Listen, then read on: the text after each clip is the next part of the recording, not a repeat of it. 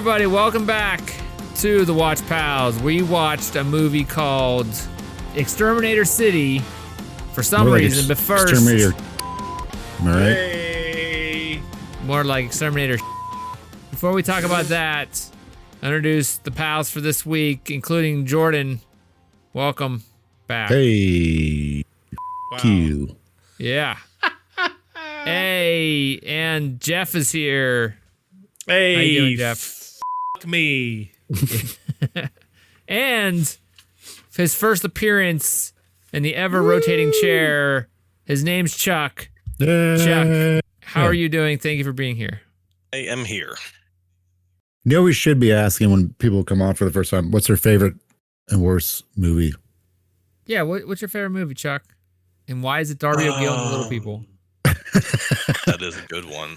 Or Sergeant Kabuki Man? I know it's not Unbreakable because I haven't seen that yet. Me and Chris had this pact that we weren't going to watch it separately.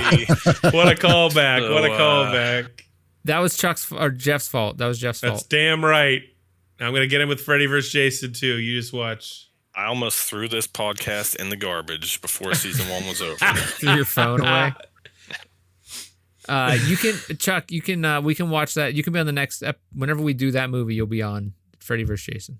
Feels like makeup sex. After a big fight. What's your favorite movie? Favorite movie? I don't know. I mean, it depends on the day, but you can't go wrong with most like Chris Farley movies. Oh, I can yeah. get down with most of those at pretty much any time. Tommy Boy. Tommy I Boy, mean, Black that's the Sheep, best one. Beverly Hills Ninja, even. What was the one where the one with Matthew Perry? Oh, like the Almost Heroes, Is that what it Wagons was? East. maybe. Wagons East with John Candy. I don't know. I want to say Almost Heroes. What's your most That was hated the last movie? one he did before he croaked, right? Yeah. He croaked. Or wait, what was the one where the hooker bit his nose off? I think that was the last one. He just sewed back on. Dirty Work. That's what it was. Dirty Yeah. Word. Yeah. Oh, with Fun Bucket. Yeah. Bucket, yeah. Good old fun bucket. Yep. Have you ever seen Jack and Jill, Chuck? Is that the Adam Sandler? Yeah. I He's didn't his see twin that, no. sister. It's awful. Don't watch it. What movie do you hate the most, Chuck? Hate the most? Probably just the whole Twilight series. Oh, okay. okay. It's more Chuck, jealousy. didn't you- Yeah, Chuck, didn't you? Only I am allowed to sparkle. Yeah. Didn't you do something about that? Yeah, I did. Wait, what? What does that mean? Hey, sometimes parts of me sparkle at night. Oh, okay. All right. Well, Okay. we'll send you a picture. What a great segue into our film. Yeah, so we watched a movie called Exterminator City. Jeff picked it. Has anybody seen it before? No, never even heard of it. I had watched the trailer multiple times. Yeah, so Chuck, remind me. I don't remember how I know that you know about it, and I know that you and I have watched the trailer / sword fight video, but like who found it? I don't remember. How did we come across this? I don't remember what the origin was. I just know at some point years ago we found that clip, Yeah, yes. the robot sword fight, and like that I was like determined to see it someday. I just didn't think it would be like this. Yeah, you didn't think we'd have a recorded record of our thoughts behind the film. Yeah, so basically, Chuck pretty much summarized it a long time ago. He and I stumbled across a YouTube video. It was either named Worst Robot Sword Fight Ever or Best Robot Sword Fight Ever. I can't really remember.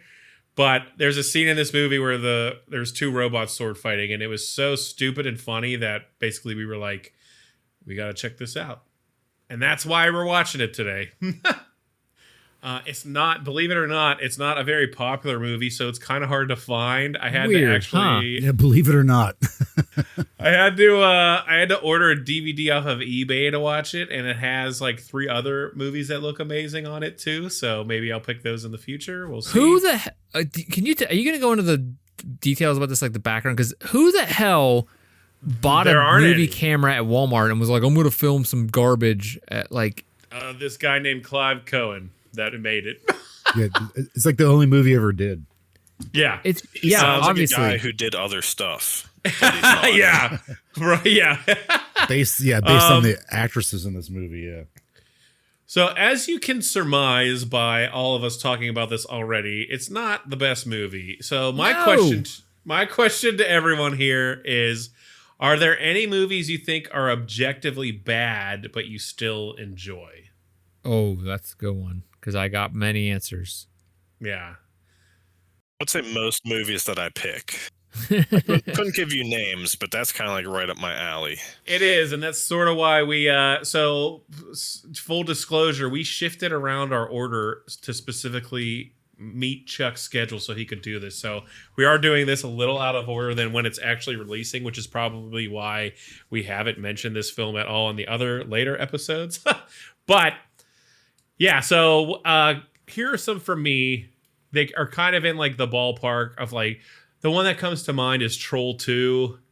That's like one of the most infamous, like so bad it's good. It's like this movie's terrible, but it's hilarious.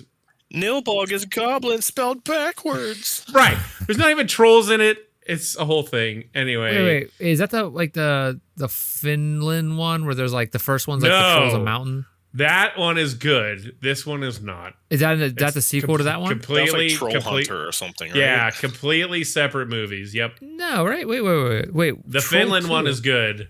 Yeah, This it's one just is called not. Troll, right? I think it's also called Troll, but this is not that movie. I'm 100% positive that you are wrong. The 2025 Troll 2. No. Because that movie has that Troll movie has a sequel, but it's something different. 1990 Troll 2. Okay. That's Wow. the one I'm talking about. Okay. It's like an infamous that, and like The Room that comes to mind too. Have you guys seen The Room? You know what I'm I'm talking interested about? in this 2025 gritty reboot of Troll 2. It's starring definitely Pedro not. Pascal. So yeah. Anyways, do you guys have any movies that are objectively bad but you still enjoy them? I'm still Yes. trying to think.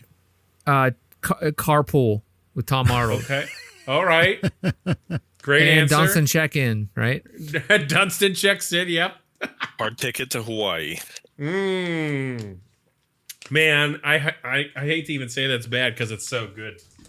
We're gonna watch Carpool one day, and you guys are gonna love it. Okay.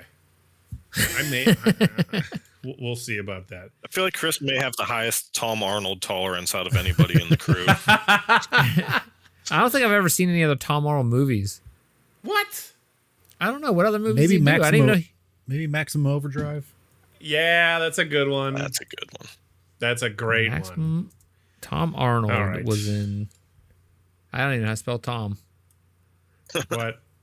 Okay, good. George, let's jump into this garbage pile. Well, while you're figuring out how to spell Tom, let's hop into it. So, just some of the details. The genre for this is cyberpunk slasher exploitation experimental film. It did have a limited theatrical release on June 28th, 2005. What?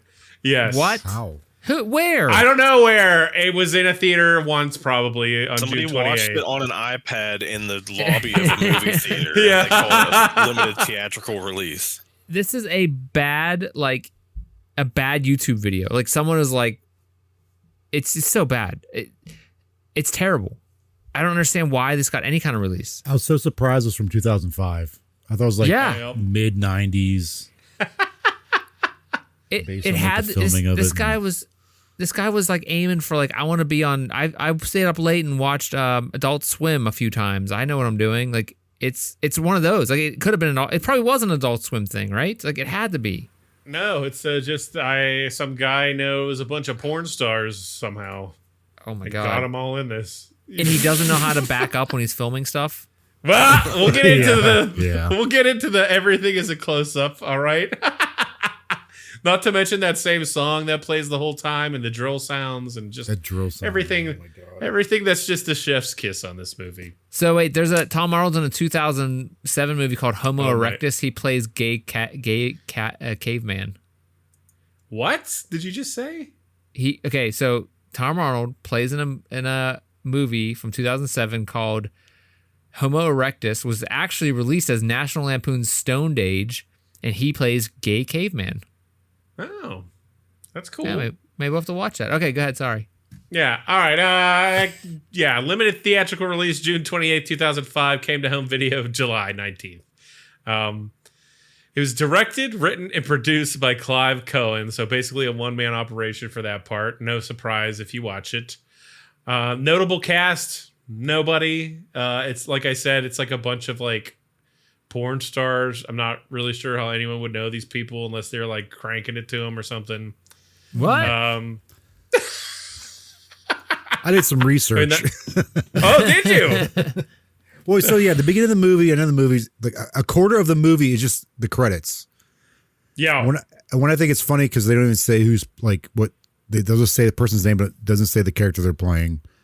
And two, at the end of the movie, they're just like, here's some websites you guys can visit. They're of actresses that were in this movie. Oh, wait, you're the credit report. I didn't get to that part. Yeah. That's so funny. I forgot about the credit report in the last episode. Credit report. There was nothing in the last episode.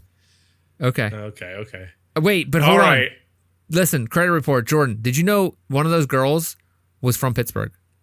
What? Who is Yes. I'm going to look it up because it's like the first one I went to. I saw her name and I was like, that's a weird website name. I'm going to go to it. Huh, that's totally crazy. a person from Pittsburgh. She's all like a bunch of stuff from Penguins and Steelers. Yeah, hold on. I'll look it up. You guys keep talking. Oh, amazing. Well, I'm going to have to step out for a minute. I think I might know who you're talking about. Anyway, initial hype when this came out, people basically said it's so bad that it's funny, and then other people said that it's only enjoyable with friends and beers. So anything to alter your state of mind while watching this, I think, is encouraged. The marketing hook of this movie is, here's the synopsis. The year is 2027, so next year. A robot pest controller turned serial killer has embarked on a murderous rampage, carving his way through the population of Atro City. Following in the wake of his destruction are a tough robot homicide detective and a sinister robot psychiatrist. Their investigation will take them on a terrifying journey into a twisted technological nightmare, more terrifying than you can ever imagine. And that's straight from IMDb. Oh, I can't believe, like, it's just so bad. Whatever. All right, so the movie opens. It's going to happen next year. Yeah. Where AI is taking us. So I assume the main character's name is Grok in this. Yeah, I didn't know any character's name. I also didn't realize that like every male is a robot in this, every female is a human. I didn't put that two and two together. Whoa. Well, wait. Do robots have gender? All the men are robots. All the women are human. So That's true, though. But wouldn't they just be robots? As God intended. So the movie opens with some words on the screen. It says, "The weapons of our warfare are not of the flesh, Corinthians." So there's like some weird religious stuff going on in this. Not that anyone can really make sense of any of it. I'm probably this initial pass at the story at the start here is probably like way more than this deserves. So that happens. We see then like a super quick shot of a UFO or something flying across the city, and I definitely use that term loosely. That happens all the time. That's like every other scene. That's like their transition scene. Right. It's like a flying car or something, but you can't even see it. Is that how they show like transportation? Like he goes from one scene to the next? Yeah. I think so. It's like establishing setting or something like that. Yeah, like, but it's just at this building now or something. And oh, it's so dumb. We've moved to a different location. You can tell because a freaking Lego car zipped 2 inches from the camera. The leg. Everything is 2 inches from the camera in this. Everything is 2 inches from the camera in this whole movie. That's the only thing that's tight in this whole movie is the camera. Shut up. Oh, God. All right. So 18 seconds in, and we see our first set of honkers. There's some lady taking a shower, and we even get a full frontal here, which I don't think I was expecting that. So that was interesting. And this is really like, doesn't look like it was made in 2005. Like those are some 1990s vintage implants right there. Like, I assume this is why I was brought on. My experience of 2 years working at Hooters, I was sort of brought on as the expert witness by the prosecution to kind of like describe the vintage of all the cans in this movie. The vintage of the cans. Good Those God. are some early 90s helium honkers right there. Well, so They sure are. They were new in the early 90s. They were well worn by this point. those are some God. 92s, I'm pretty sure. 92 TOBs. 92s. The TOB 45s. Okay, Fem Bomb is from Pittsburgh. Oh, Fembomb. Okay. I thought you were talking about someone else. Fembomb. Look her up. Let's go Pens. All right. Anyway, this lady's in the shower. We see somebody like trying to get in a door, and eventually they do. It's a robot with red glowing eyes and metallic skull face. He looks vaguely like a Terminator without flesh, but with sort of like spiky head things. This is our murderer throughout the whole film. He is a pest control robot who has turned into a murderer. I was like, oh, awesome. Looks awesome. Originally, I thought this was great. I was like, this is great. This is awesome. I love the robots. They're stupid looking, but that's cool. I thought it was super cool. And that really runs its course very quickly. Like it really burns itself out. Yeah, it definitely is too long. Like it could have been like 30 minutes and been. Could have been a Vine. Yeah. I mean, to be fair, it was a great YouTube short video that we watched. So yeah, anyways, he stabs this lady in the shower. So the thing about all of these kills is that they're like extreme close-ups. They absolutely did not film these in the same room together. Someone just like filmed a girl screaming and then cut to like a close-up of something getting stabbed or like a knife flying in or something. He throws something. So yeah, that something gets thrown. I chronicle all of the deaths, so we're gonna go through them. It's a good time. This is like 90% of the film. A naked chick doing something gets killed by a robot. A close-up of a robot. Yeah. Yeah. And it just shoots back to the detective, and then shoots back to a flying car, shoots back to a kill, Right. detective, flying car. Yeah, it's jarring at times. Yeah. Basically, Clive Cohen must have been friends with like all these porn stars and was like, "Let me film you for 2 minutes." It's like he saved a dozen porn stars from a house fire, and this is how he chose to cash in on that favor. Yeah, he just like showed up, like used his flip phone to record them screaming, and I was like, "All right, thanks." Flip and then phone, yeah. and then he goes back home and does all the other stuff himself. Yeah, the first kill, that woman sounds like a chimpanzee when she's screaming. It actually hurt my ears. The shower murder one. These are some of the most unsatisfying porn star deaths you'll ever see in your life. Yeah. Yeah, the audio is not great in this. The video is not great in this. A lot's not great. Does the robot get banged in this by the devil? Yes. By a demon? We'll get to that. Okay. Also, yeah, I'm pretty sure there's a scene he's off in the confession too. Oh, wow. I didn't catch that. Yeah, it's hard to catch anything considering he's So close, yeah. I didn't have to watch it. lap around to catch that one. First time I was like, maybe? So this lady gets killed in the shower. Jesus Christ, we're still in the first lady. And then the next scene, we see this person got like skinned, which is like a puppet of like representing this lady in the shower. And it's pretty brutal looking. And we meet our two like detective people here, the robot detective and the robot psychiatrist. I don't think we ever get anyone's names, which whatever, it doesn't matter. Well, the doctor is dressed up like Columbo, but then he just sounds like some southern idiot. So it's kind of making me mad. I was like, yes, this can be Robot Columbo. And then it's like chicken fried Columbo instead. chicken fried. I knew Columbo was going to come up. Hey, Tom Arnold was in a movie called Sex School in 2015. He was Principal Hyman. Right. Oh my god. Say, wait, Invisible what? Principal Hyman. Oh. Okay, go ahead. All right, Tom Arnold facts. Let's go. Anyway, they catch the murderous robot here. The detective pulls a gun to him, and he goes, "That's all, folks." And it's Porky Pig line. The murderer gets his mugshot, and then we get the slowest credits ever that Jordan was talking about. I timed it. It's literally over 2 minutes of credits, which is a very long time. Yes, it was extremely long. And it's just a bunch of porn stars and then some guy named like Jerry Goldfish or something like that. Yeah, some of the names are some of the pretty names. great. Yep. We got Lilith Stabs. Yeah, go through the names. Jerry Goldfish, Chuck just said that. Mistress Persephone, and there's another mistress as well. My favorite one of those, Jacqueline Lick. What? And she does. Jacqueline Wick.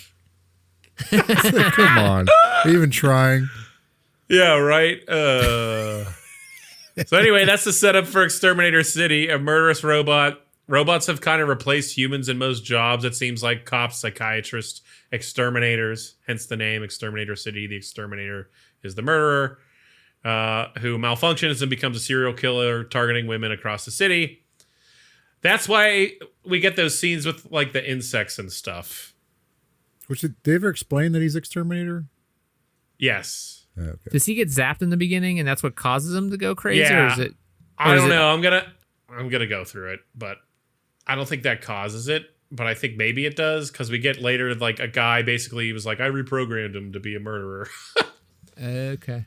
But yeah, so I'm thinking I'm giving this way too much credit here, but I'm thinking that we see him be an exterminator and he sees the women as bugs who need to be exterminated. That's why we have to, like, he's been programmed to like see them as insects.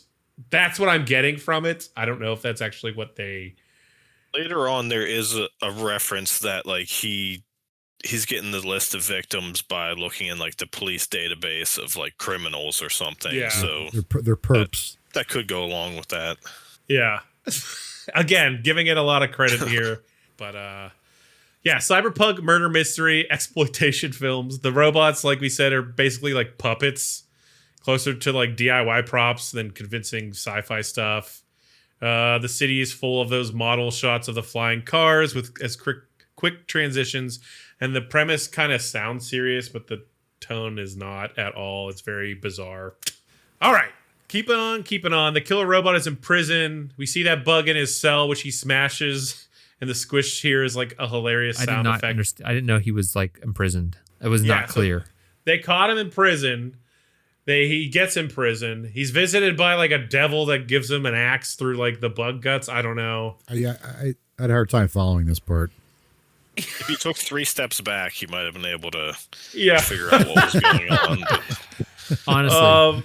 Yeah. We get a scene of them like giving him the electric chair or something. Then the executioner's like, let's rock and roll, baby. Yeehaw. He's like saying all the dialogue's super weird in this. It was like they ripped the audio from like a Bubsy game or something like that. Like just a bunch of one-liners that have no bearing on anything. Yeah.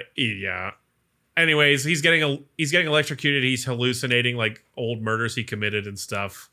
And this like puppet that's all bloody. So we cut back to the executioner, watching him get the electric chair, and then he says like, "What a buzz!"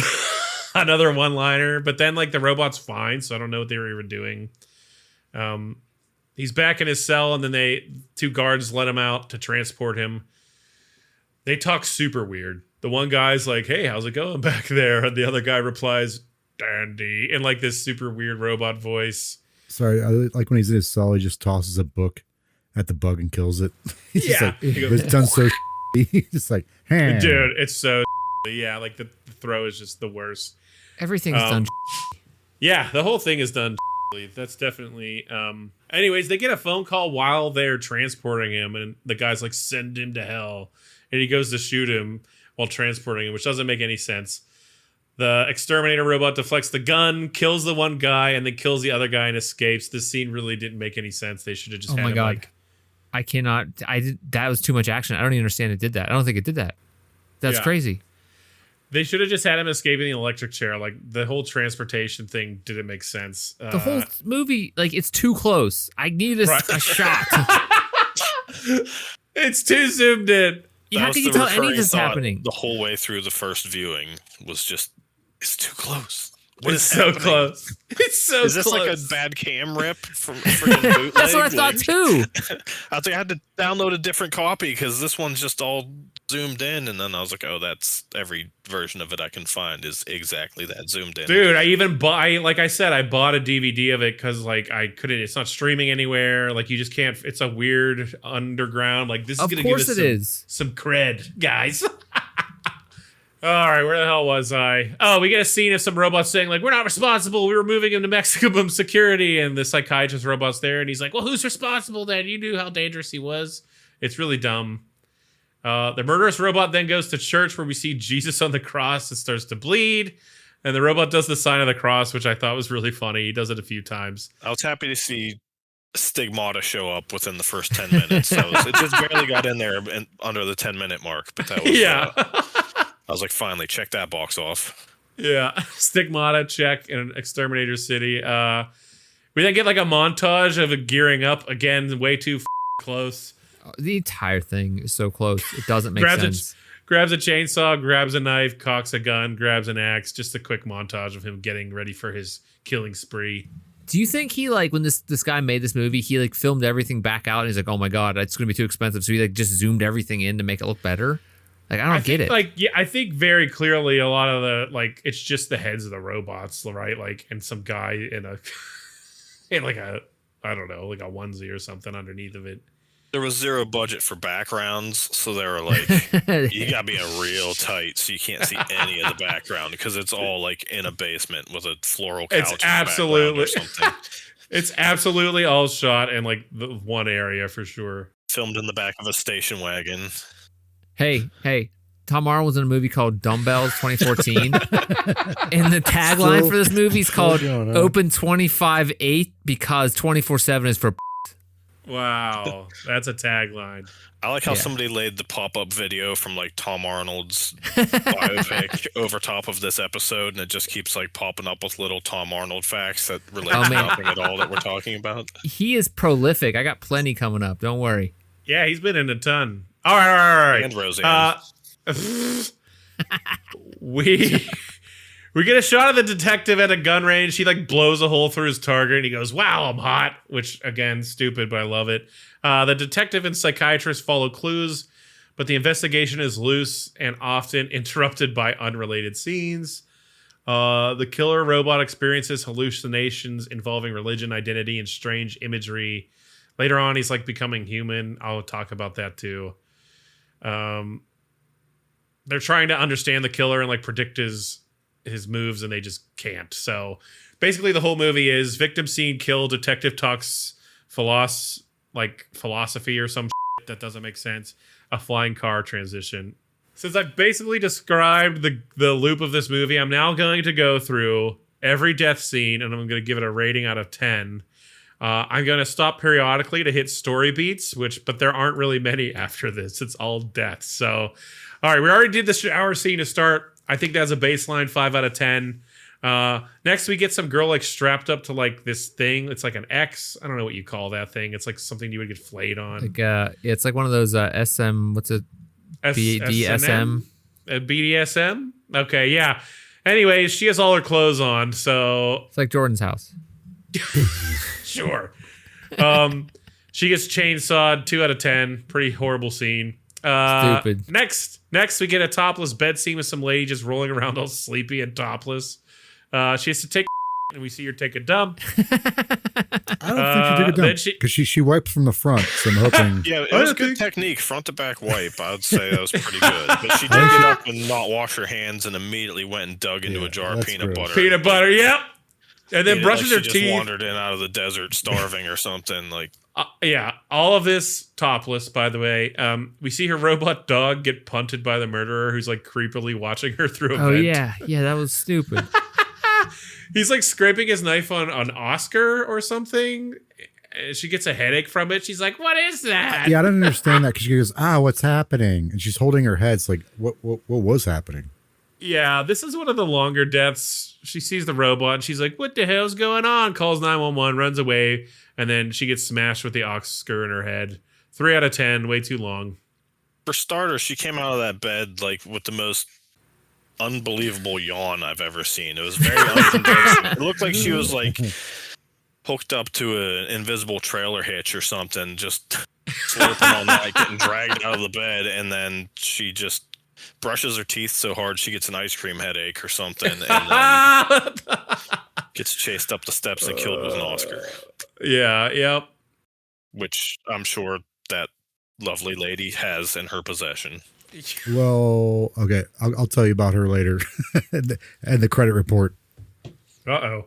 Jordan, there's a movie from 2014 Tom Arnold's in called Shelby, the dog who saved Christmas. Chevy Chase is in it too.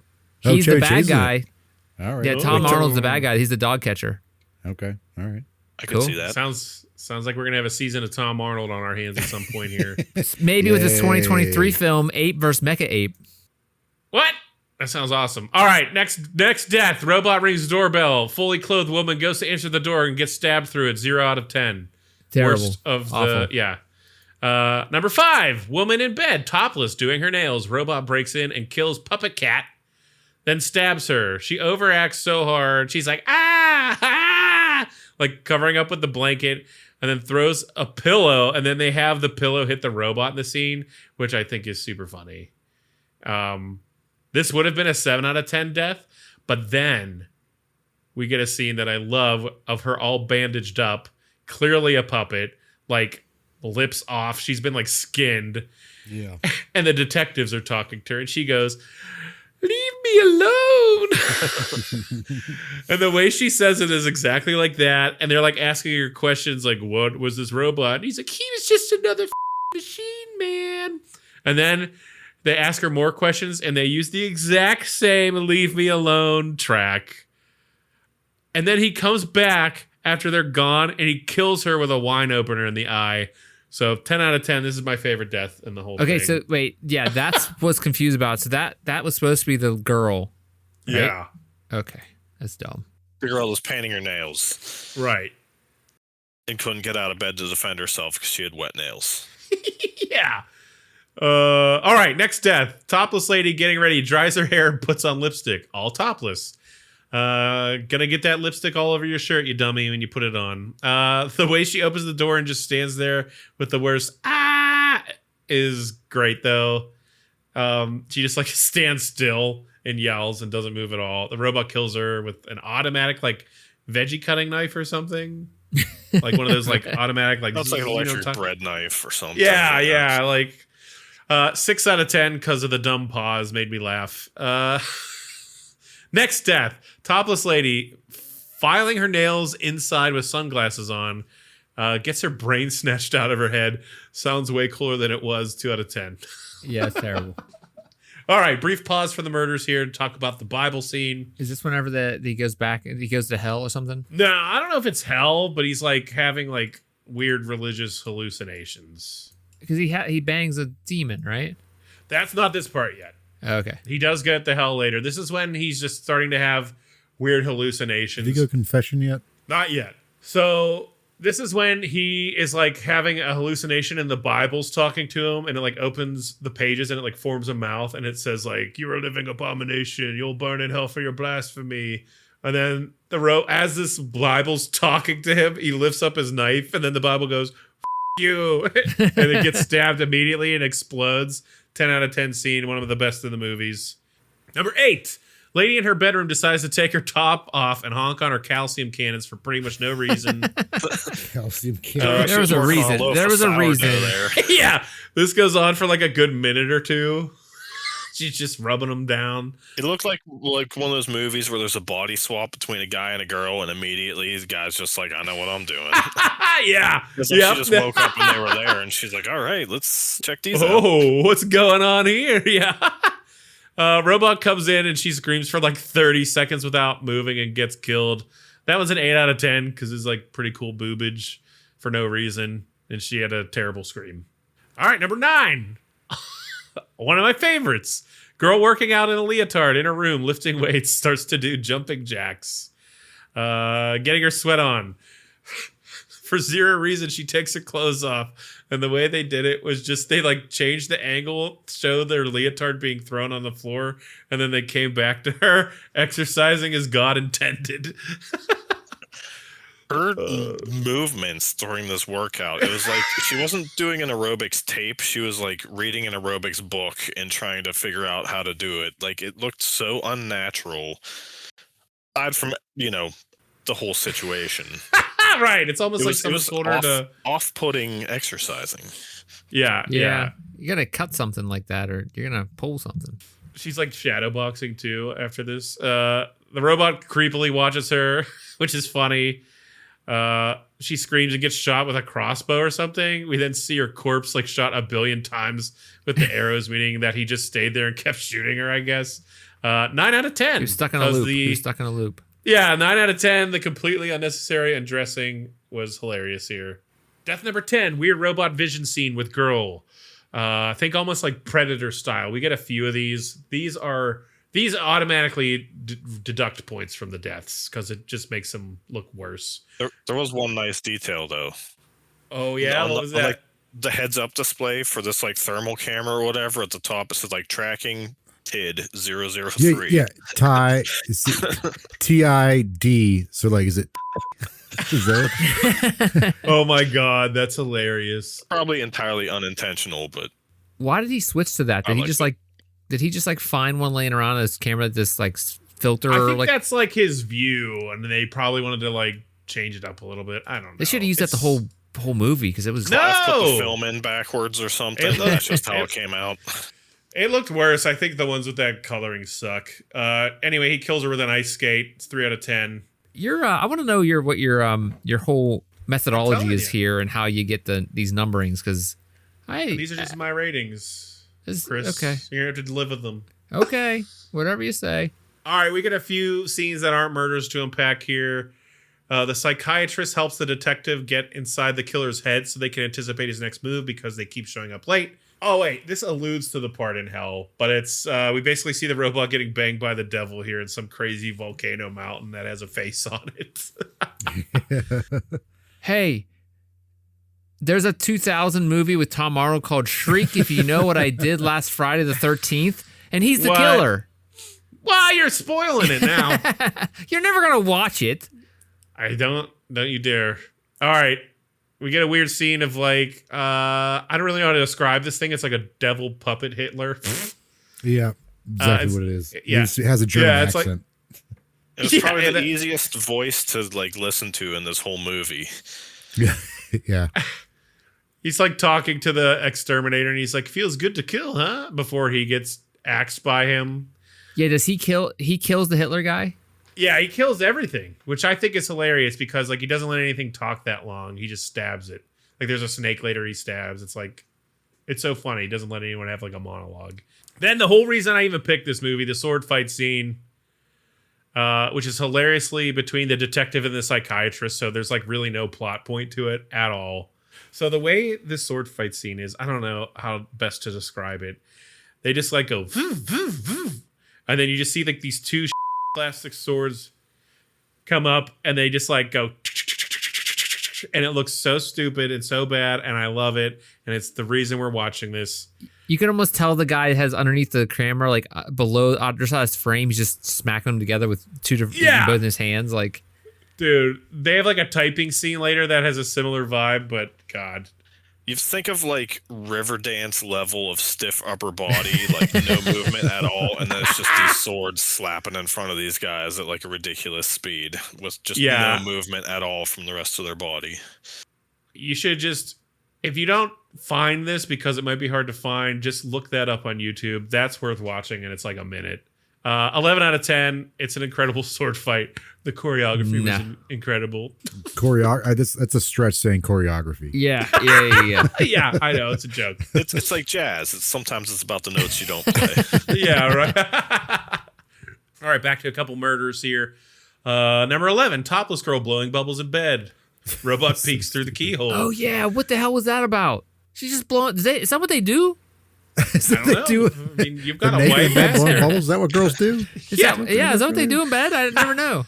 You never She's just hanging out, busted into your bedroom and caught your wife just blowing bubbles topless? I thought that was like a universal thing. Maybe I need to like do that more often. I don't know. Maybe she doesn't do it when I'm not home maybe, or something. Maybe he has because he has 3 kids now. So. Oh yeah. I was Someone like, Mom, was blowing bubbles. Bubble mix left. Where's all my bubbles at, Mom? We get the gallons. Don't worry. Chris is just covered in like soapy stuff. All the time. Oh God! I tried to make my own bubbles. Mommy, why is Daddy so slippery all the time? All right. Yeah, topless girl blowing bubbles for no reason other than to blow bubbles topless in bed. Terrible scream before the robot stabs her. When the detective and psychiatrist find her, the detective is like, I know this girl. I put her away for drug violations. And the psychiatrist goes, I'd say she's cured.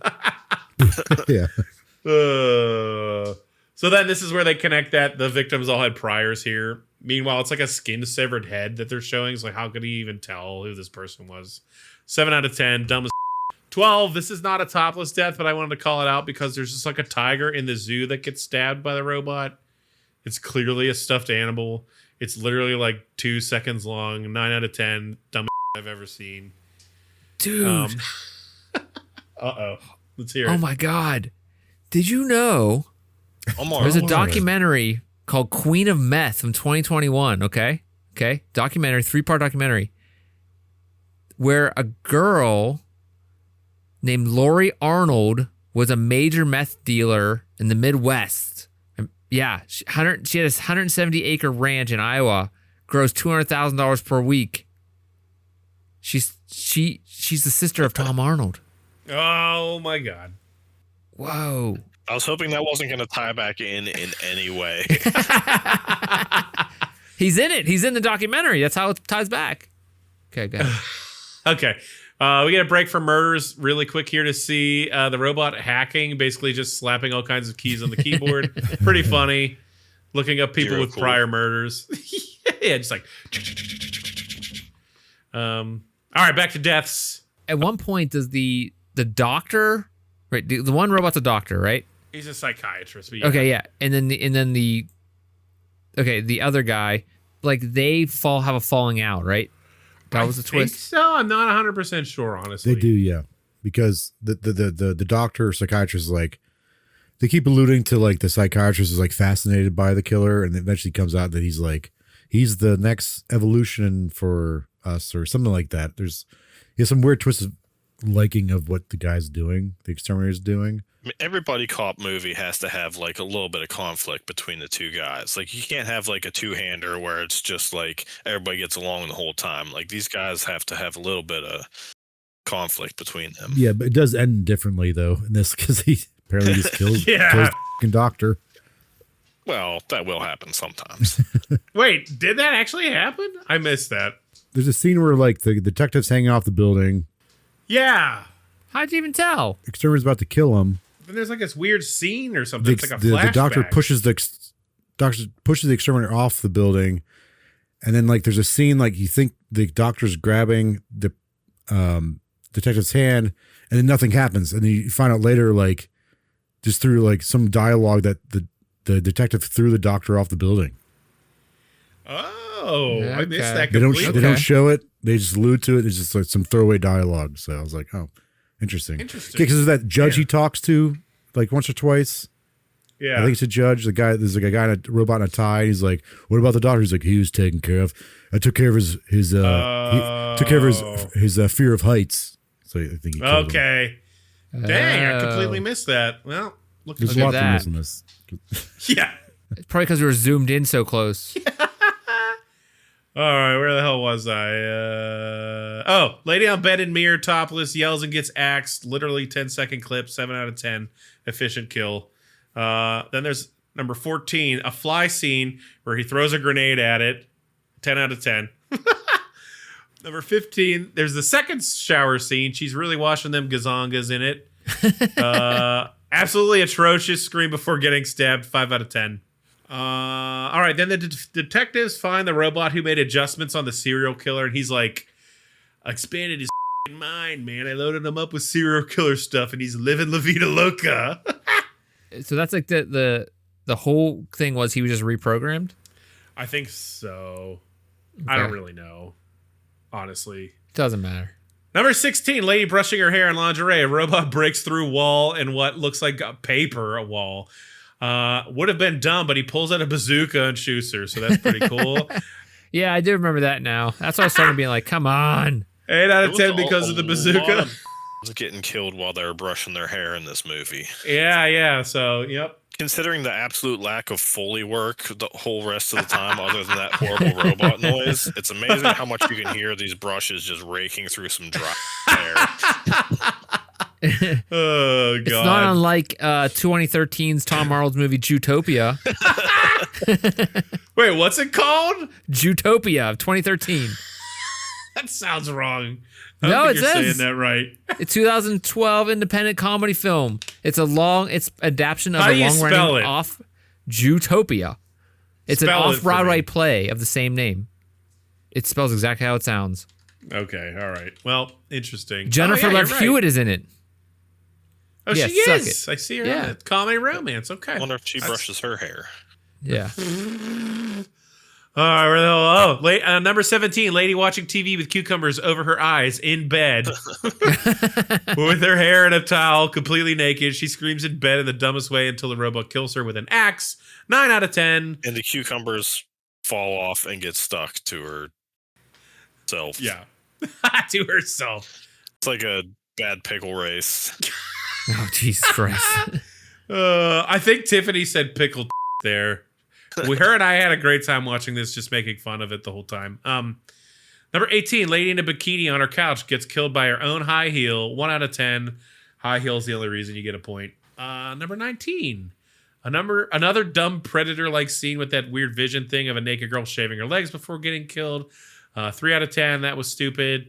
Number 20, topless girl changes a light that is clearly working, grabs a step stool, gets stabbed. Hilarious aside from the dumb robot vision. So docked a few points. 5 out of 10. You do want to have 3 points of contact when you're working at height on a ladder. Yeah. So she should probably lose some points on that one. All right. Fair. Number 21, robot vision of girl in undies being chased through house, stabbed in head. 2 out of 10. Number 22, girl fully clothed doing makeup as the robot smashes through the door and throws a knife in her head. 4 out of 10 because the throw was funny.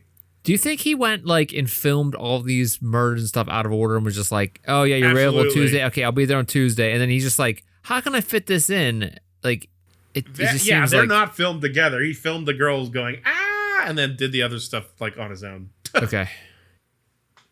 Number 23, girl in lingerie gets killed. Pretty dumb. She just screams. 1 out of 10.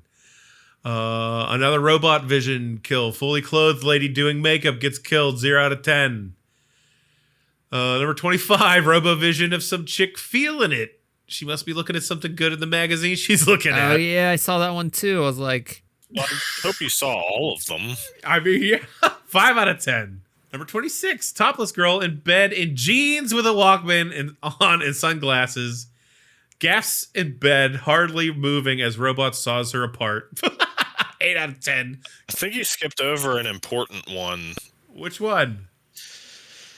There's one couple deaths back, I think, where you see the killer standing over a freaking like crib or something with a little like mobile like spinning around above it, and he just like pulls out some knives or something.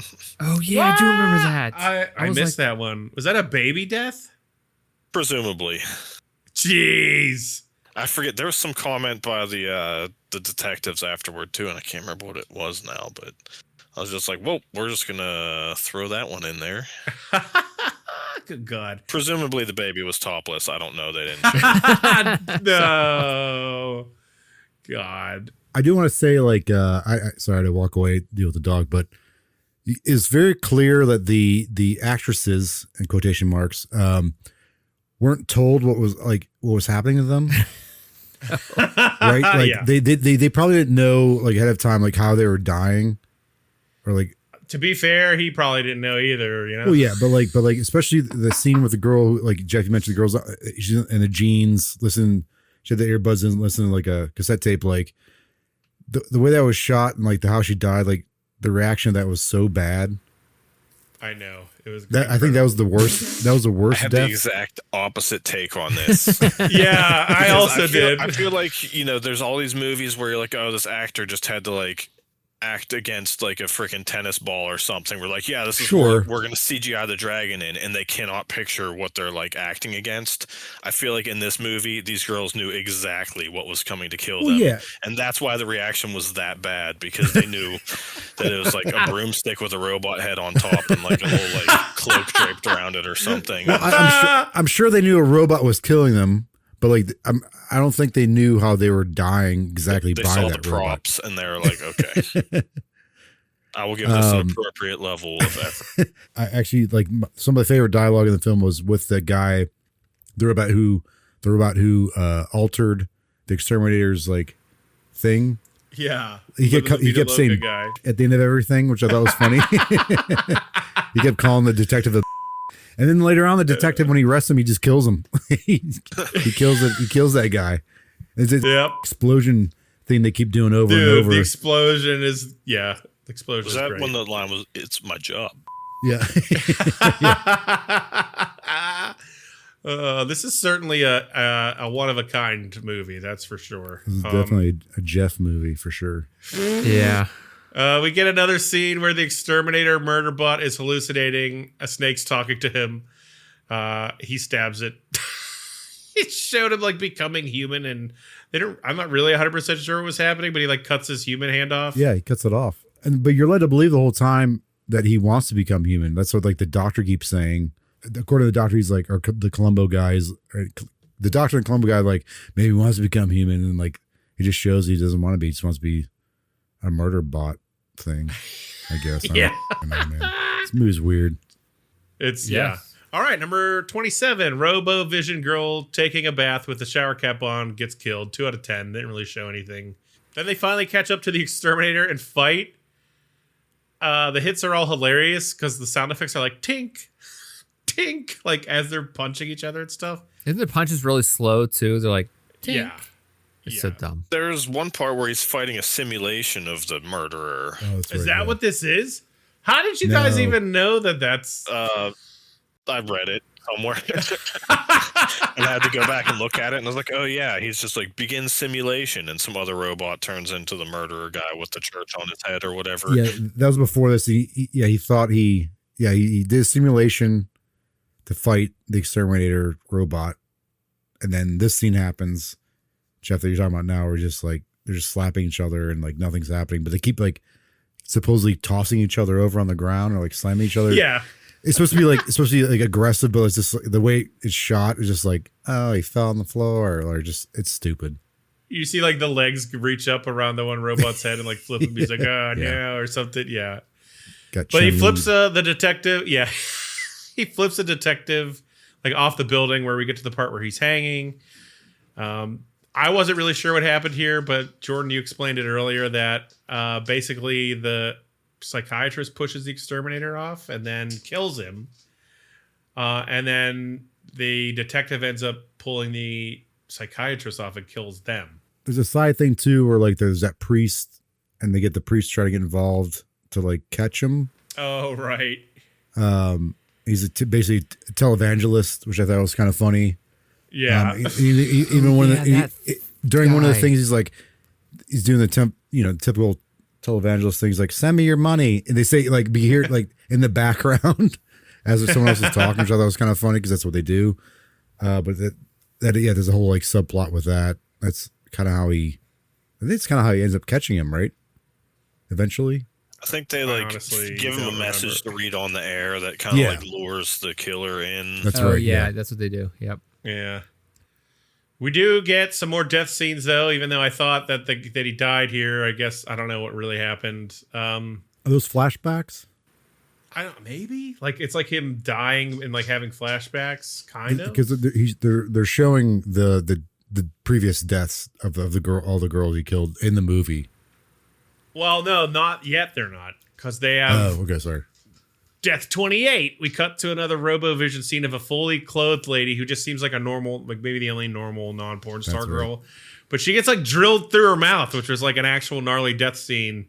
So 4 out of 10 because it was just so fast. But I was like, okay, they actually did something different here. There's another lady, number 29, sitting there in lingerie, yells, gets stabbed, 1 out of 10. Another lady just sitting there in normal clothes, yells, gets stabbed, 0 out of 10. Like you said, I think maybe these are like flashbacks as he's dying, like because it cuts to the next scene, and this is where the psychiatrist was standing over the dead robot, and the detective says, like, what took you so long? Then we get the montage of all the murders that already happened in the movie. So it's just like blah, blah, blah, blah, blah. We see like some replays of some deaths, and then we see the exterminator murderer in hell, and a demon is basically like, hey man, time to be reincarnated instantly. You can be whoever you want.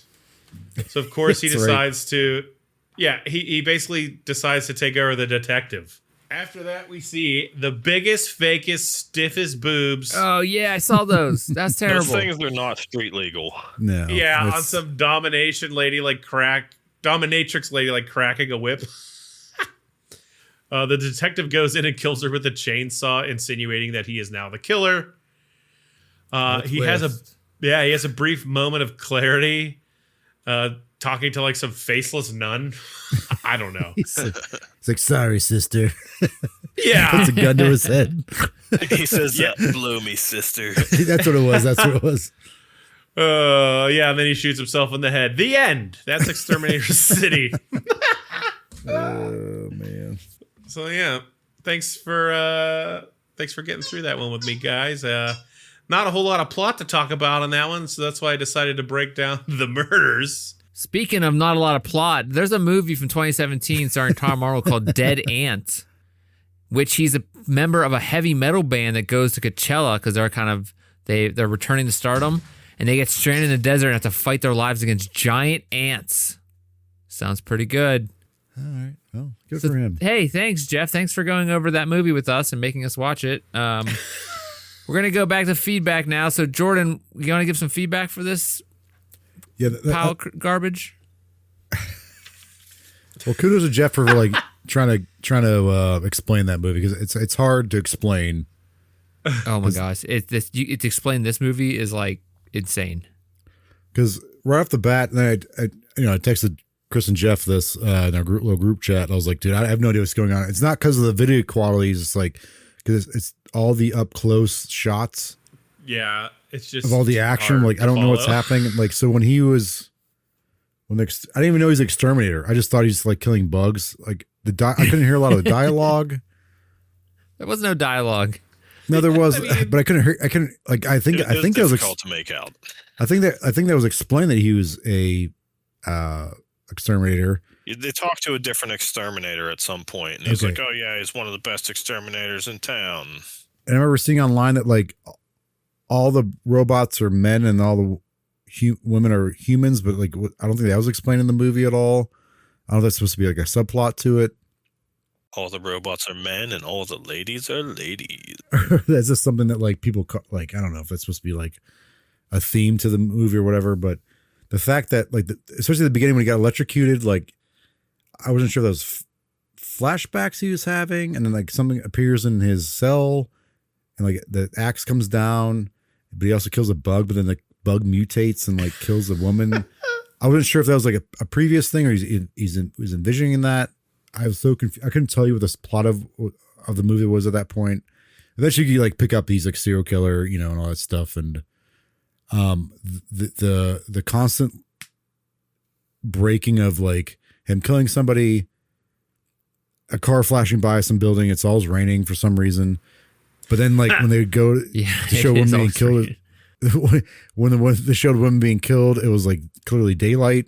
And didn't fit the aesthetics of the movie itself was really weird. But that constant jumping around was very jarring. I had a hard time following what the hell was going on because of that and the close up of like every shot was close up with the robots.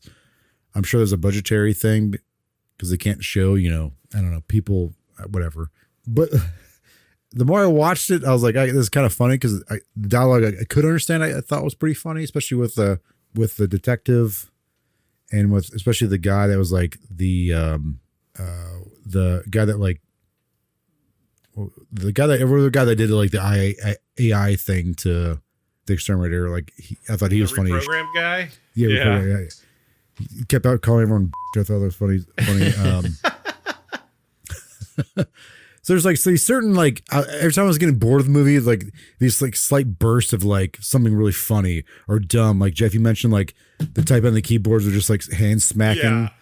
This stuff like that. I was like, okay, all right, it got me back in here. But then be like another 10 minutes of this jumping back and forth, this jarring, this is like boring.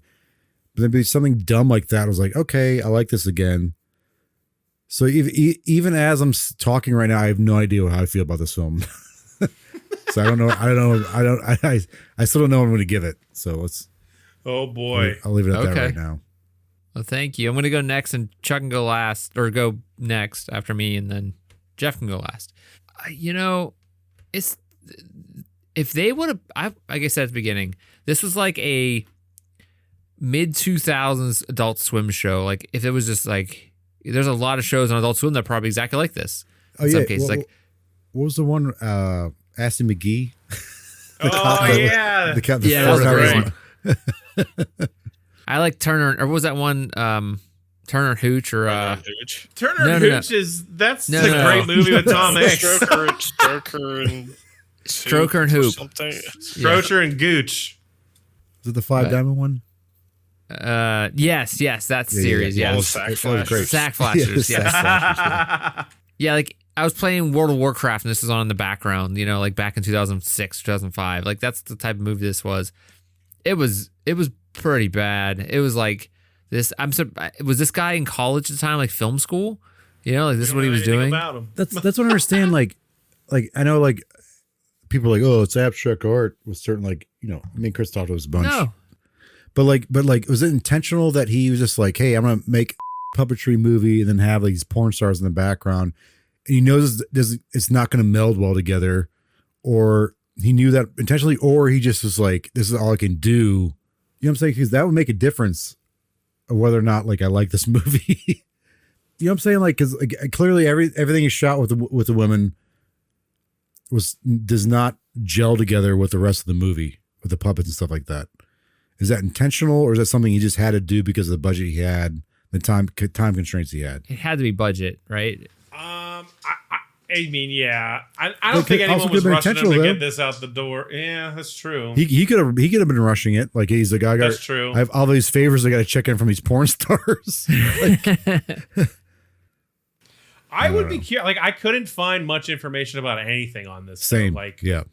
Did he get kicked out of film school after he released this or something? Like, I mean, you think he was ever in film school? I don't know. Was he just some guy working at like a, you know, Kogo's and he was like, I'm gonna make a movie. Kogo's. I mean, it's not. I don't know. It's not great. He's just. I think if they would have zoomed out, then that, you know, they would have been easier to understand. Maybe, I don't know. Or dress everybody instead of having like real robots, have like people dressed up as robots or something. Like there's very small things that could have went one way or the other. It's like either zoom out, the film would have been better, or have a better camera, film would have been better. Or, you know, lose your camera. It would have been a lot better. Yeah, like you filmed this on a potato. Yeah, the quality, like I know we were talking about, you know, like I think the quality maybe shouldn't have been like 4K amazingly crisp, but I think like it could have been way better than what it was, like just to be more visible on like what the hell was happening. Sure, maybe just like the video quality, or even just like don't zoom so much in on everything, so I can actually follow what's happening. Either one of those things that have made the film this movie that much better. I mean, you could have did anything to make it better. That wasn't this. It's just so confusing. Or it's for confusing. Yeah. Okay. He's like, I want to show these girls boobs, and I like robots. It's like that's what he was thinking. I mean, it's no Mr. 3000 from 2004 starring Tom Arnold, but it's just like it's just so confusing. The AI aspect, I think, is very interesting. As like, you know, in regards to today, I think it's kind of interesting. And the fact that it takes place next year. Yeah, next year. Yeah, when this all starts. Are you saying the meta about the story that he wrote and you know concocted here really shines a light on our modern society and the pitfalls of using AI for everything? No, I'm not saying pitfalls using AI, but I think it's just funny that like 21 years ago, this dude's just like, hey, AI, let's make some weird, stupid movie about it. Yeah, this is. I'm mostly using AI to just make other people topless on the internet these days. So maybe he's ahead of the curb. He's ahead of the curb. Yeah. So going back to what I was thinking, I don't understand why. I can't even believe it was on a DVD. I was surprised I found it too, honestly. Yeah, like to be fair, it's on a 4-pack. There's 3 other movies on it. So yeah, but does that mean this was released by like some kind of studio or some kind of like who put this out then? Who produced that DVD? Honestly, who actually put money into it? I'm gonna need to get that DVD off of you though. It was $40 on eBay. There's another one for sale right now. So I'm just gonna need to get that one off you. What if these other 3 movies are amazing though? That's the hope. They're not. I'm assuming they're going to be the same like style or like, garbage. Yeah. The one says Tom Savini had something to do with it, but that doesn't mean it's good. Yeah. I don't know who that is. But anyway, I think like Chris. in general, I don't really understand the whole purpose of this movie other than, someone wants to make art, go for it, bro. Just I don't know. Don't make me watch it. I guess like stupid Jeff made me watch it. Yeah, sure did. But like, it just doesn't make any sense. Go ahead and make art. Don't make me watch it. Yeah, don't make me look at it. That's a T-shirt right there. Keep your light under a bushel. I don't Go get it. make art. Don't make me watch it though. I don't get it. Like the story, like even the coherent story. Like I think just the zoom in made the story harder to understand. Very to hard follow. to follow. Yeah. The one thing he made in like MS Paint of them going like every time it switched scenes, it had to go like by that rainy building was insane. Like you don't need that every time. Is like you don't need that. It became very jarring. The jumping you around. Just do like a wipe across the screen to show transition instead. Do the Star Wars wipe. There's so many other things you could do there just to make it not dumb. But it was so hard to follow. I'm sure there was probably a story in there. I just don't get it. Was this guy just showing up with like meeting these women, being like, "Hey, I'm gonna put you in my movie," and then this is what he came up with, so he could just, I just don't get it. Like, who said yes to this? Like, he had to travel for these people. I would think. I would imagine. No, he spent money. They're all in L.A. Not the one I looked up. Well. Her home address is in the show notes. She might have been in that area at the time. Maybe, though. yeah, maybe, and that's crazy because it's just if like you had anything to do with Exterminator City and you've listened this far, please send us a message. No one did. No one. It had to be just the one guy, right? Like, I bet you none of them women even know this movie came out. That's not true. They have maybe. to know. So in my ending, I don't understand why this was made. Okay, go ahead, Chuck. I mean, I'm going to echo most of the statements that were already made about how it was just difficult to follow due to the just constant close-ups of everything. Can't see what's happening. I had a hard time hearing what was happening a lot of the time because I couldn't make out the dialogue. I had to keep rewinding it and re-listening to it, and I missed half of the plot points that I only picked up by like reading a synopsis of it from some website after the fact, and I was like, oh, that happened. I'd like go back and find those scenes again. I'm like, okay, yeah, now that I know what I'm looking for, I can see what happened in that scene.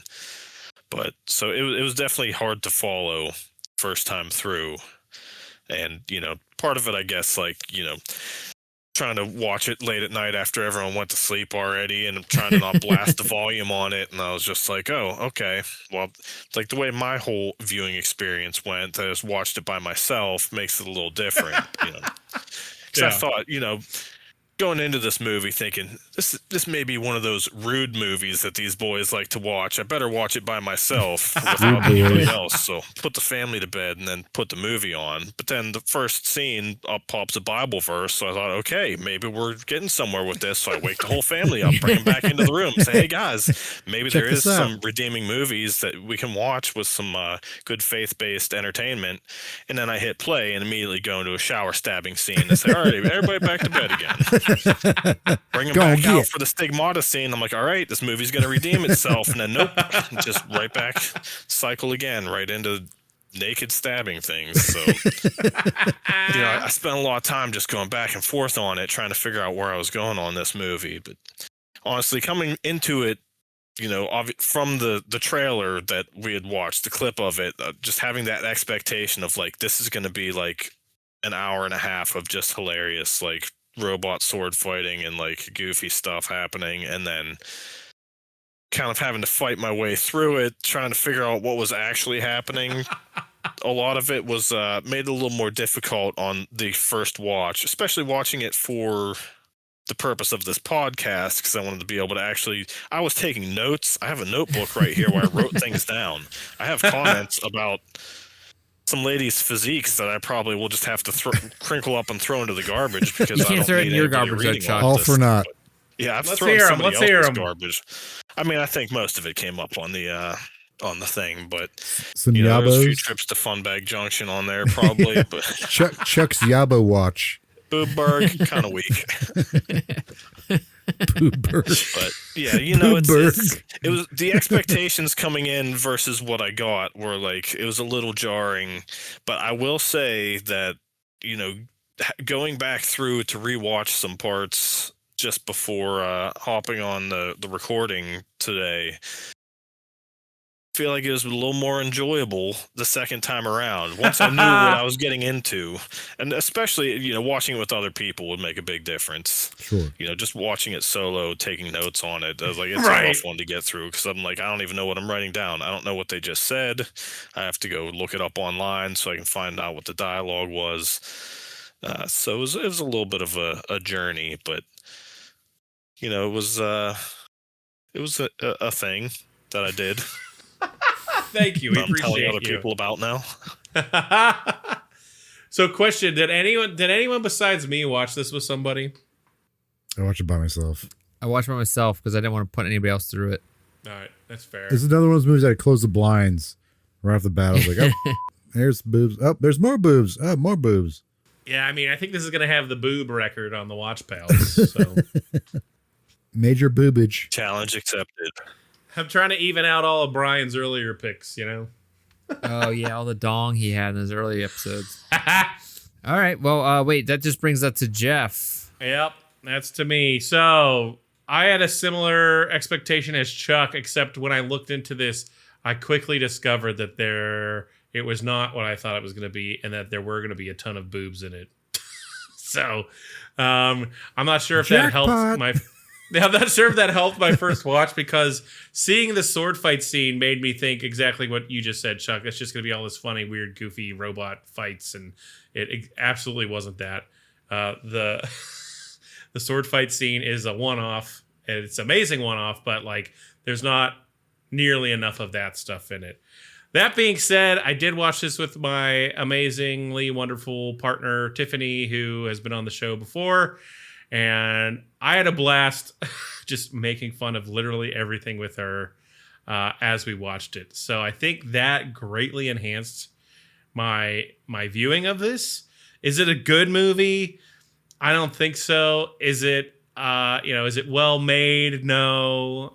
Does it make much sense? Not really. Do I think I could do a better job? Yeah. Literally, I could film something in my house right now and probably do a more cohesive film. As much boobs as this? No, I couldn't do as much boobs. That being said, though, I had a great time watching it. I'll give you my boobs for this, Jeff. Oh, thank you. It was next level, absurdist, exploitation, weird. I actually found an article on it that someone wrote on Dread Central, which is a popular horror movie review site. And I just want to read how they ended up talking about this real quick. So they said, Exterminator City is a uniquely morbid train wreck of a movie, and yet it's hard to find fault with that since the movie was obviously designed to be such. Is it a good movie? Is it a well-made movie? Was I entertained? Even now, I really could not tell you for certain.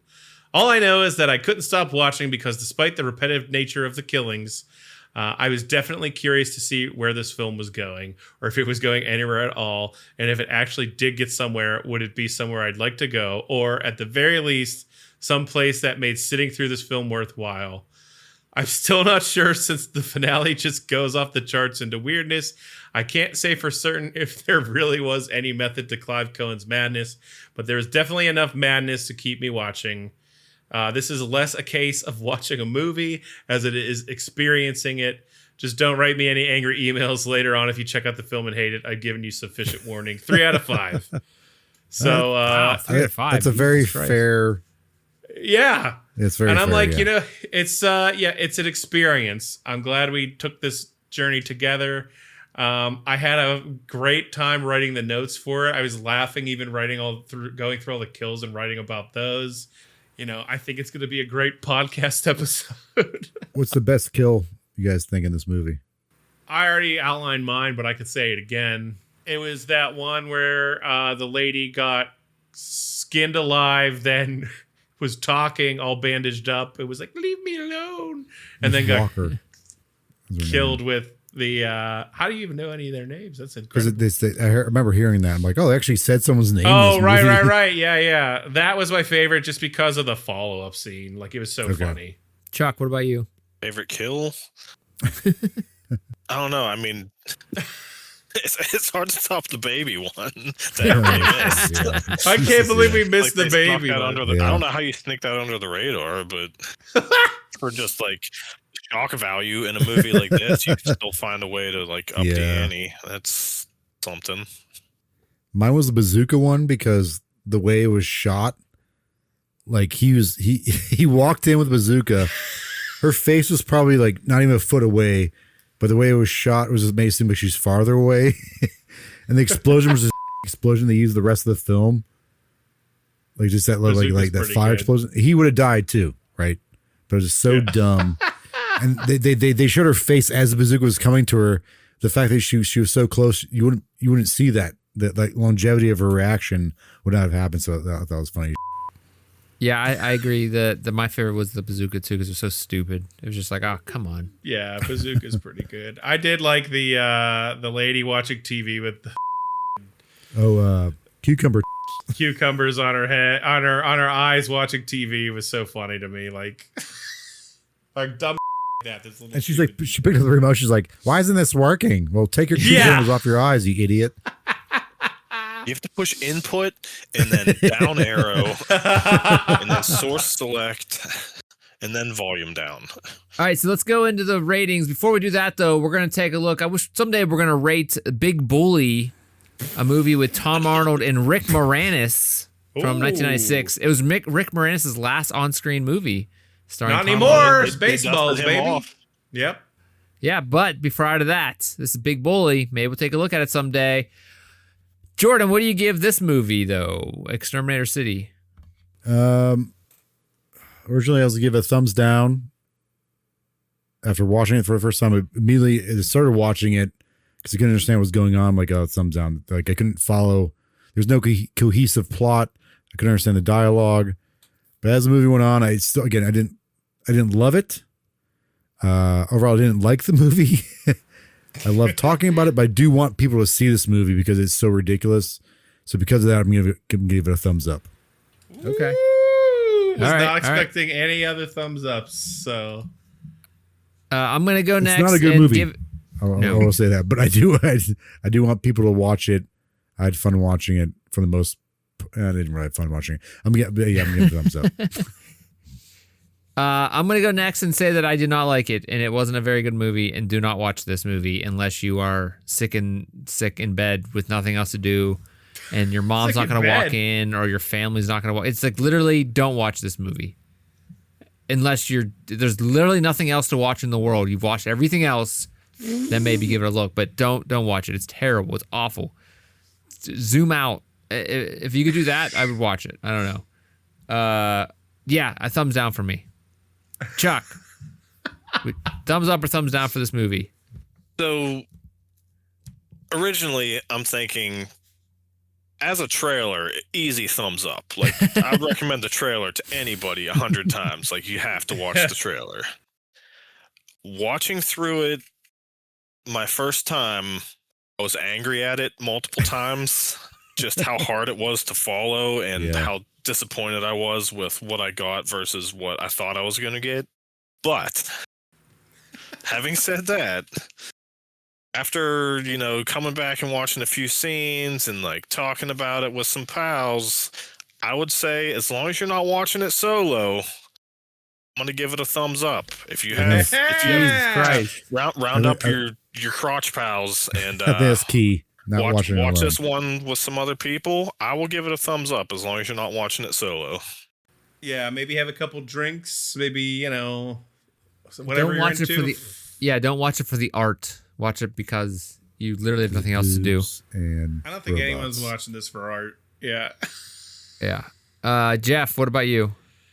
Yeah, I mean, like I said, Tiffany and I had a blast watching this. It's not good. It's not done well.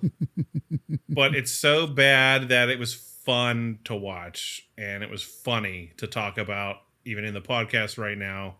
Absolutely recommend watching it with people, not by yourself. Especially if you're watching it for the first time. I don't know if I'll probably watch it again just because I own it and I can be like, look at this train wreck. Also, there's just far too many boobs in it for me to give it a thumbs down. So, thumbs up. This got the same score as Blade Runner, by the way. Yeah. I was not. If this got a fist, I was definitely going to fist myself. This is terrible. I mean, you're part of the fist, so yeah, you're right. It would never get a fist. Yeah. So okay, all right. So this got a 3 out of 4. I have a credit report. Credit report! Starring Jordan. Jordan's credit report. Go ahead. So I was very fascinated by this because of the end of the movie, the beginning of the movie. Like a quarter of the movie is just them showing people's names, but the end of the movie, they give websites to the stars, in quotes, of the movie. So I Googled all these stars. Wow. You did all of them? Jesus Christ. Most of them don't work anymore. They're just like server can't be found. Fembomb does. One. Thanks, GoDaddy. Yeah, one was very sad. The first one they showed was Julie Strain. She's the one that kept touching her head like, what was that noise? Apparently she's dead. She died of dementia. What? Yeah. During the filming of this movie? she was in Heavy Metal 2000, which I didn't know that. What? So yeah, her site's up for grabs. Never seen it. Then there was the Brink Stevens. Her website looks like from when the internet was created. GeoCities. That's right. Very old looking. Very extremely old looking. GeoCities shut down. That's probably why I took down a lot of them. One of them took me to a site with a different person, I can't remember who. What was it? I can't remember what I Googled, but it took me to a site for someone else called karajane.co.uk. Apparently she's in a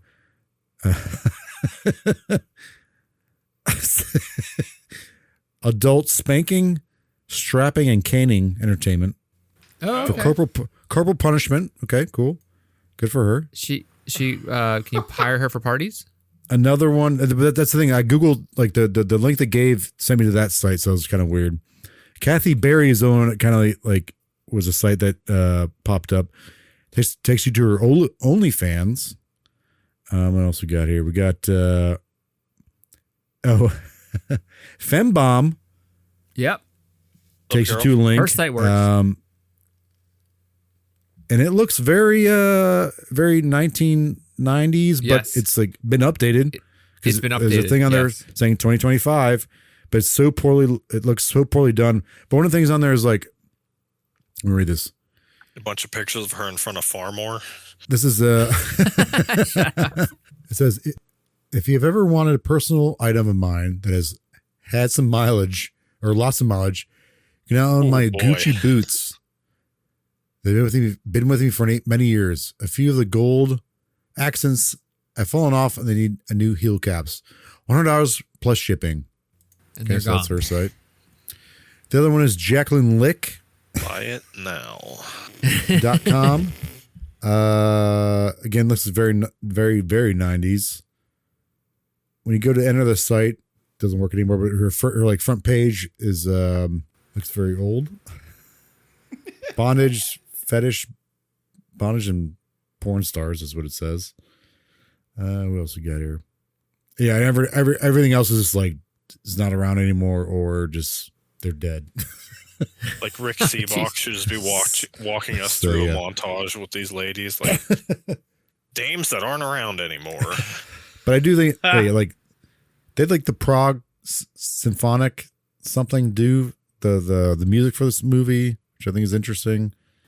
What, the one song they played over and over again? Yeah. But like the credits, they didn't say who what actor played what character. I know like no one in the movie had a name, but like at least say like. Did the guy do all the voices? Maybe say like this guy did the voices for the detective, or like this girl, bubble blowing girl, or lipstick girl, or hair combing girl. Like Instead, they're just like, go to these websites. Hank Azaria has nothing on Jerry Goldfish, apparently. That's your credit report. All right. Thank you, Jordan. Thanks for the credit report. Next week, we are watching Jordan's Choice. Jordan, what movie are we watching? I'm keeping it rolling with the bad movies this season. So Mother, and then this, and so we had High School Musical, Mother, Baby Geniuses. Baby Geniuses, yeah. I like Mother. But it's more. I or less also like Mother. Hey, no spoilers. I'm still on season 3, guys. So I googled worst movies ever, and the most recent worst movies ever was 2025's War of the Worlds with Ice Cube. So that's what we're watching. Okay, is that Amazon's War of the Worlds? It is Amazon. Yeah, it was done by someone else. I think Universal started doing it, and then Amazon bought it. So it's on. Oh, and then clearly, like when you watch it, you'll see that it's very much an Amazon movie because of all the product placement. I like the Tom Cruise War of the Worlds from, I don't know, 10, 20 years ago, something like that. That wasn't too bad. This is like I can't remember the number. This is like the 20th or 30th iteration of that War of the Worlds. Yep. It's timeless. Yeah. Oh, great. Boy, here we This go. movie's not, though. Yep. Okay. For different Never reasons. heard of it. You ever heard of War of the Worlds? No, You just said you watched it this version. Okay. Yeah, I watched the one with Tom Cruise. Okay. I like that one. Yeah. Okay. Jeff. Wait. Yeah. Chuck. See ya. Chuck, thanks for being here. Woo, Hey, you're welcome. Yeah, you watched Chuck. Unbreakable without me, you son of a... I'll kill you. Too late. It's Jeff's fault. He did it. He deserved it. First off, he completely spoiled Split for me. So Quit being a baby. That's get another song to sing here. Come on. What did I do lately? Chuck, thanks for being here. Thanks for stepping in and watching this trash for us. It's very helpful.